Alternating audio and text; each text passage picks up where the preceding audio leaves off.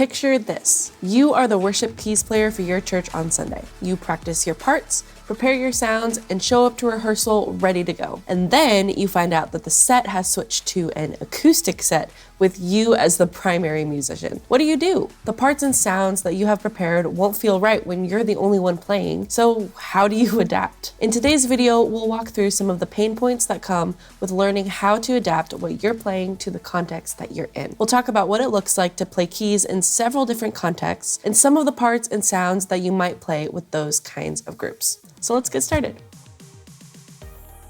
If you're the worship keys player for your church, it's very likely that you've had a pretty similar makeup of instruments and musicians most of the time. But what about when things change at the last minute? Or if you're asked to play with a different team at a different church? Should your playing style stay the same? It could. You could default to what you know, and many of us probably do. However, if we really want to bring our best to the table, what we play and how we play should probably be influenced by the team that we're playing with. Let's say that you're playing with a full band. You have lots of instruments, multiple kinds of guitars, bass players, a drummer, multiple vocalists, and you as the keys player. There's a lot going on when a full band is playing, right? So you want to make sure that what you're playing doesn't interfere too much with what everybody else is playing, but that you still bring something that sounds good and full. So one of the ways that you can do this is by playing less notes and not thinking of what you're playing as an accompaniment, but using more sounds to fill space and strategically play your notes so that they fill space in a good and helpful way. So here's an example of a patch that I would use in a full band setting.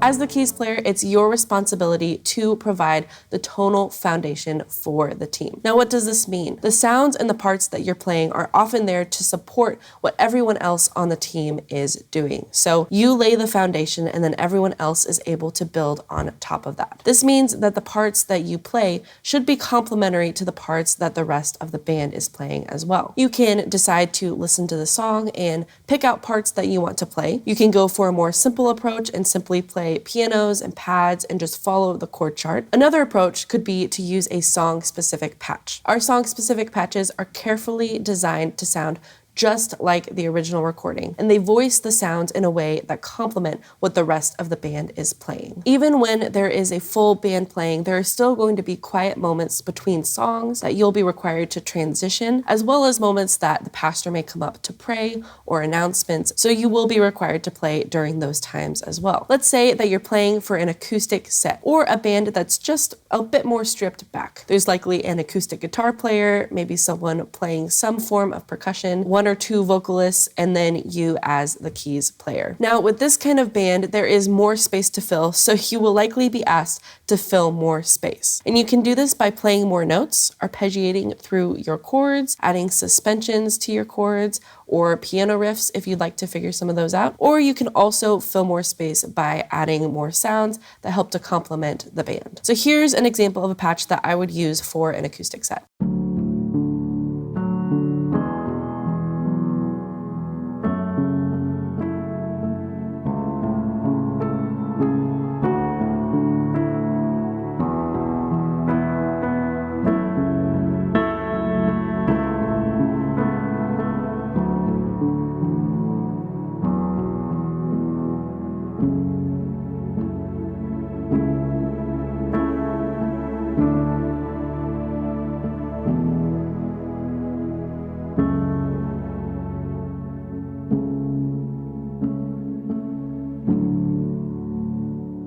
So notice how during that example, I arpeggiated my left hand through the chords, and then I added some piano riffs and things in my right hand and didn't just play the chords. When you are playing for an acoustic set, you are the tone, you are the rhythm, you're also keeping time for everyone, and you are required to play everything all the time. You'll want to use warmer sounds like pads, bass, and soft leads. Sounds that don't necessarily stick out in the mix, but instead build that foundation and create the space for everyone to have their place. When you're playing for an acoustic set, you don't necessarily need to play all the parts and sounds that you hear in the original recording. I recommend picking sounds that are similar or the same for the entire set, no matter what songs you're playing, because transitions between songs should be seamless. And the easiest way to do this is to keep the sounds the same throughout the entire set. Let's say that your team uses backing tracks. Now, backing tracks can be a really helpful tool, especially if you don't have a lot of people on your team. They can really help to support what everyone on the team is doing. But if not utilized properly, they can be used as a crutch as well. If your team does use backing tracks, then I recommend that you, as the keys player, ask your worship leader if you can listen to the tracks so you can get an idea for what's going on. So let's say that in the backing tracks, there are just piano chords being played. There's no lead lines or other sounds happening. If this is the case, then you can add in pads,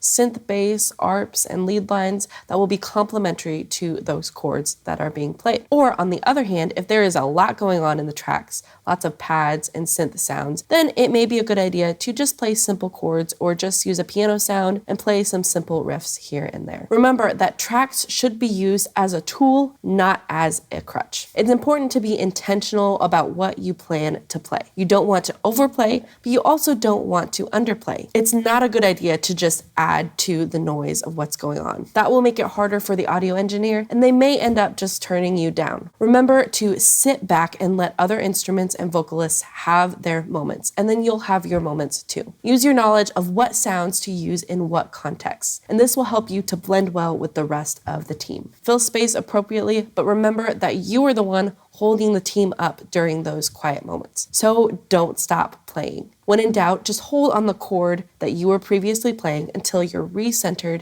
and you know where to go. It's a really good idea to communicate with your worship leader about what their expectations are of you when they provide backing tracks. You can ask them if they prefer that you play what's in the tracks so that they can turn those parts down, or if they want you to play parts that are complementary. If you found this video helpful, be sure to hit the like button and get subscribed to our channel so you don't miss out on any of the free videos that we put out every single week. I'm Julia with Sunday Sounds, and I'll see you next time.